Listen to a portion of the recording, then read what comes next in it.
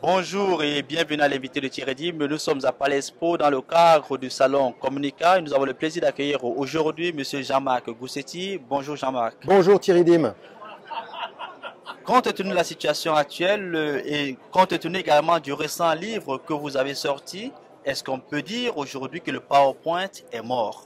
Alors, ce mode de présentation habituel que l'on a souvent dans les entreprises avec ces grandes diapositives pleines de texte, beaucoup de chiffres, beaucoup de diapositives très longs et parfois ennuyeux, atteint effectivement ses limites. Aujourd'hui, on a un problème avec PowerPoint, à tel point que quand la navette américaine Columbia a eu son accident, les experts ont mis en évidence que c'était aussi à cause d'un PowerPoint qui avait été présenté 3 mois au préalable, où une mise en garde avait été faite en termes de sécurité. Malheureusement, l'information a été noyée dans la masse, dans ces bullet points, vous savez, et la fatalité est arrivée par là.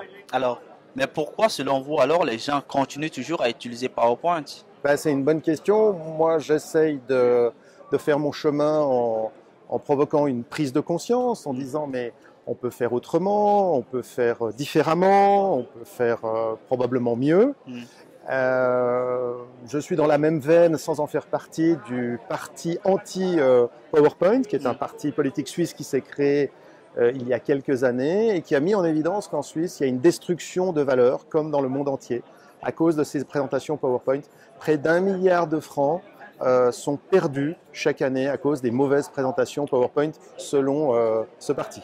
Malheureusement, pour la grande majorité des entreprises ou alors des décideurs ou des personnes qui font des présentations, c'est encore le PowerPoint qu'on a comme outil de présentation. Est-ce qu'il y a des alternatives par rapport à ça? Oui, il y a des alternatives, pour autant qu'on quitte les sentiers habituels, pour autant que l'on refuse ces masses d'entreprises qui sont lénifiants, et pour autant qu'on prenne le risque d'y aller soi-même face au groupe et de mettre en avant sa personne et son message. Certains peuvent être inquiets de le faire et on peut leur rappeler la légende Cherokee qui racontée par le grand-père à son petit-fils qui pose la question grand-père, comment ça se passe quand on est face à des groupes? Le grand-père dit, eh bien nous avons 2 loups en nous. Nous avons le loup gris qui est plein de colère, d'anxiété et de stress. Et nous avons le loup blanc qui est plein d'attitudes positives, de confiance et de sourire. Et le petit demande à son grand-père lequel gagne. Et le grand-père répond celui que tu nourris. Alors, mais il y a quand même une évidence, c'est-à-dire que ce soit le loup blanc ou le loup gris, il y a quand même une évidence. C'est-à-dire que tout le monde n'est pas à l'aise à faire des présentations. On doit quand même... en ayant peut-être un PowerPoint, on est plus à l'aise à avoir quelque chose qui nous accompagne lors de nos représentations. Il y a ceux qui sont meilleurs et ceux qui ne le sont pas. Oui.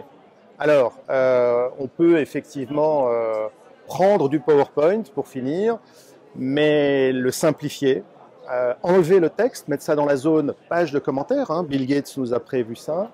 Mettre de belles images inspirantes, un message clair et surtout diminuer le nombre de diapositives, hein, pour qu'en final, vraiment, l'intervenant ressorte mieux et que ça soit beaucoup plus impactant pour tout le monde. Quand à Michel-Ange, on a dit « Maître, quelle est belle la statue que vous avez faite », Michel-Ange a répondu « Je n'ai rien fait. Elle était déjà dans le marbre. Je n'ai fait que la révéler. » Alors, est-ce que vous, sincèrement, vous pensez qu'une présentation PowerPoint peut changer une décision, peut booster une entreprise? Je le vois tous les jours, chaque fois qu'un décideur, un chef d'entreprise, un présentateur se pose la question comment est-ce que je peux être plus impactant, comment est-ce que je peux toucher mes interlocuteurs au cœur, comment est-ce que je peux raconter une histoire autour de ma présentation.